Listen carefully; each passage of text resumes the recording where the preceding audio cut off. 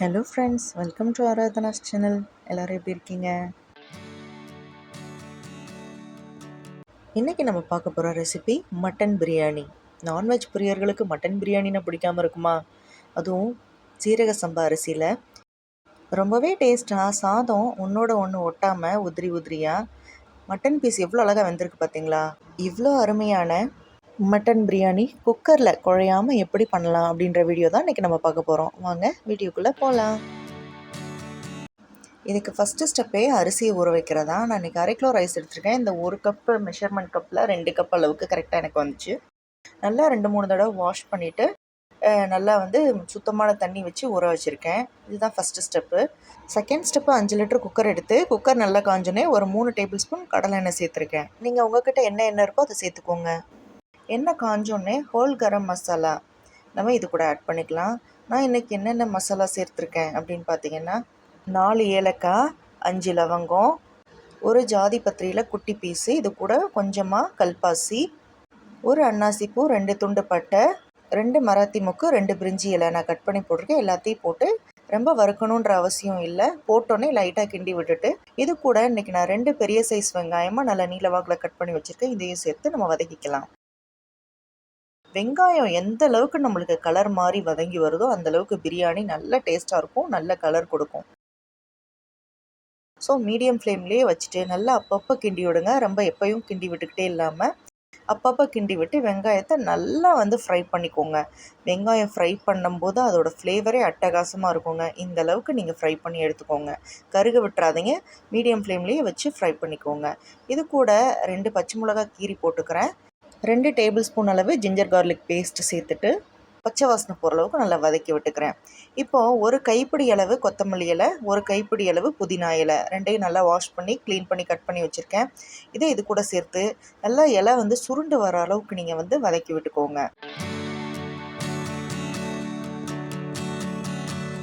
இப்போ பார்த்தீங்களா எந்த அளவுக்கு சுருண்டு வந்திருக்குன்னு. இந்த டைமில் நான் 3 மீடியம் சைஸ் தக்காளி கட் பண்ணி வச்சுருக்கேன், அதை சேர்த்துக்கிறேன். தக்காளி வேகிறதுக்கு தேவையான அளவு சால்ட்டு, 1 டீஸ்பூன் அளவு சால்ட்டு சேர்த்துருக்கேன். சேர்த்து எல்லாத்தையும் ஒரு தடவை நல்லா கலந்து விட்டுக்கோங்க. தக்காளி ரொம்ப குழஞ்சி வரணுன்ற அவசியம் இல்லை, ஓரளவுக்கு வதங்கினாலே போதும். இந்த டைமில் 1 டீஸ்பூன் அளவு மல்லித்தூள், 2 டீஸ்பூன் அளவு மிளகாய்த்தூள் சேர்த்துருக்கேன். உங்களோட காரத்துக்கு ஏற்ற மாதிரி மிளகாய்த்தூளை நீங்கள் கூட்டியோ குறைச்சோ நீங்கள் சேர்த்துக்கோங்க. இது கூட ஒரு பிஞ்ச் அளவு மஞ்சள் தூள், 2 டேபிள் ஸ்பூன் அளவு தயிர் சேர்த்து எல்லாத்தையும் நல்லா உடனே கலந்து விட்டுக்கோங்க. நல்லா கலந்து விட்ட பின்னாடி ஒரு 1/2 கிலோ அளவு மட்டன் எடுத்திருக்கேன். இதை நல்லா வாஷ் பண்ணி இதோட சேர்த்துக்கிறேன். இன்றைக்கி நம்ம 2 கப் ரைஸ் எடுத்துருக்கோம். ஜீரக சம்பா பொறுத்தளவுக்கு 1 கப் ரைஸ்க்கு 2 கப் தண்ணி ஊற்றணும். இப்போது இதுக்கு 4 கப் தண்ணி ஊற்றணும். ஸோ இப்போது கறி வேகிறதுக்கு மட்டும் நான் 1 கப் தண்ணி ஊற்றிக்கிறேன். நார்மல் வீட்டரிசியில் பண்ணுறீங்கனாலும் இதே அளவு தான். பாஸ்மதி ரைஸ்னால் மட்டும்தான் 1 கப்புக்கு 1.5 கப் தண்ணி சேர்க்கணும். அதுக்கேற்ற மாதிரி நீங்கள் சேர்த்துக்கோங்க. இப்போ மூடி போட்டு விசில் விட்டு 5 விசில் விடுங்க. கறி வெந்துருச்சான்னு பார்த்துட்டு அதுக்கப்புறம் உங்களுக்கு எவ்வளோ தேவையோ அதுக்கேற்ற மாதிரி விசில் விட்டு கறியை நல்லா வேக வச்சு எடுத்துக்கோங்க. இப்போது கறி நல்லாவே வெந்துருச்சு. இது கூட மிச்சம் இருக்க 3 கப் தண்ணியை நம்ம சேர்த்துக்கலாம். சேர்த்து ஒரு கொதி வரட்டும். வந்தோடனே நம்ம ஊற வச்சு வச்சுருக்க அரிசியை நல்லா வடிகட்டிட்டு கொதிக்கிற மசாலா கூட இதை நம்ம கலந்து விட்டுக்கலாம். அரிசியை இப்போ நல்லா கலந்துட்டு இது கூட நான் ஒரு 1/2 எலுமிச்சம்பழம் அளவுக்கு எலுமிச்சம்பழம் ஜூஸை நான் பிழிஞ்சு விட்டுக்கிறேன். கரெக்டாக இது 1 டீஸ்பூன் அளவு வரும். இது கூட 2 டேபிள் ஸ்பூன் அளவு நெய் ஆட் பண்ணிக்கிறேன். மறுபடியும் ஒரு 5 விரல் வச்சு நம்ம எடுக்கிற அளவுக்கு கொத்தமல்லி இலையும் புதினா இலையும் இது மேலே நான் தூவி விட்டுக்கிறேன். எல்லாத்தையும் ஒரு தடவை கிண்டி விட்டுட்டு இப்போ மூடி போடணுங்கிற அவசியம் இல்லை, நல்லா கிண்டி விடுங்க. இப்போது தண்ணியோட அளவு நம்மளுக்கு நிறையா இருக்குது. ஸோ தண்ணி கொஞ்சம் குறைஞ்சி அரிசி நல்லா மேலே மிதந்து வரணும். அதுதான் கரெக்டான கன்சிஸ்டன்சி. ஸோ அது வரைக்கும் நம்ம இப்போது வெயிட் பண்ணலாம்.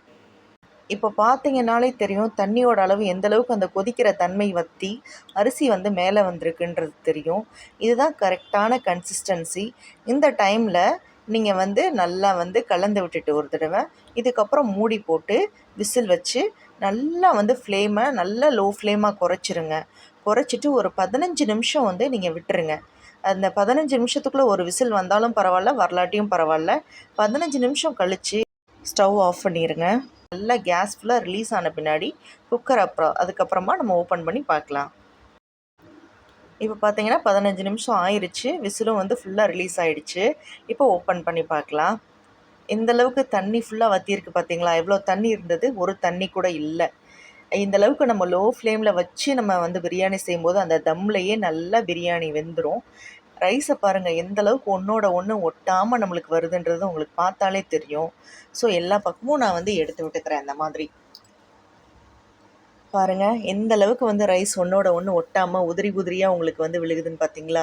இதை உடனே வந்து நம்ம அகலமான பாத்திரத்தில் மாற்றி வச்சிட்டோன்னா நம்ம சாப்பிட்ற வரைக்குமே, நம்ம நைட்டு 12 மணிக்கு சாப்பிட்றோம் அப்படின்னாலும் குழஞ்சோ மறுபடியும் ஒரு மாதிரி ஆகாது. ஸோ வந்து நீங்கள் ஒரு அகலமான பாத்திரத்தில் நீங்கள் மாற்றி வச்சிட்டிங்கன்னா சாப்பிட்றதுக்கு அப்படியே ஃப்ரெஷ்ஷாக நல்லா உதிரி உதிரியாக இருக்கும். பாருங்கள் மட்டன் பீஸோட கலர்லாம் எந்த அளவுக்கு பார்க்குறதுக்கு ஒரு அட்ராக்டிவாக இருக்குன்னு. இப்போ பாருங்கள் நான் வேறு தட்டுக்கு நான் ட்ரான்ஸ்ஃபர் பண்ணிட்டேன். இதுக்கு சைடிஷ்ஷாக அவிச்ச முட்டையும் ஆனியன் ரைத்தா, அதோட கத்திரிக்காய், முருங்கைக்காய், மாங்காய் போட்டு மட்டன் தால்சா பண்ணியிருக்கேன்.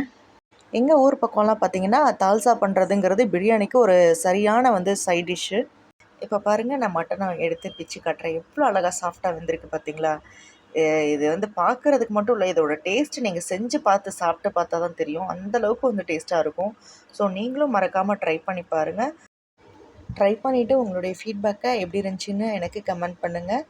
ஸோ இது போன்ற வீடியோக்கள் உங்களுக்கு வேணும்னா ஆராதனாஸ் சேனலை சப்ஸ்கிரைப் பண்ணிக்கோங்க. இந்த வீடியோ உங்களுக்கு பிடிச்சிருந்தா லைக் பண்ணுங்கள். ஃப்ரெண்ட்ஸ் அண்ட் ஃபேமிலிக்கு ஷேர் பண்ணுங்கள். தேங்க்யூ.